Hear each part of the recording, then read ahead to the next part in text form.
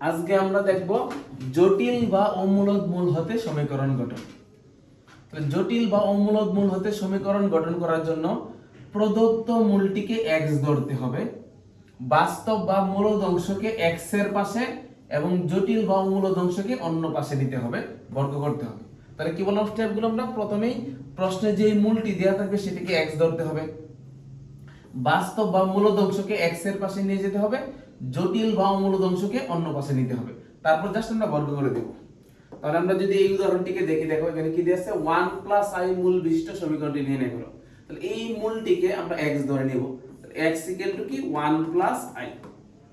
তাহলে আমরা নিয়ম কি ছিল? বাস্তব অংশকে x এর পাশে নিয়ে আসতে হবে। এখানে বাস্তব অংশটা কি 1, 1 কে x এর পাশে নিয়ে আসছি, x - 1 = কি i, বর্গ করতে হবে। তাহলে x - 1 whole square = i square.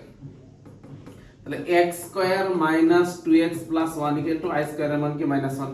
সুতরাং x² - 2x + 2 = 0।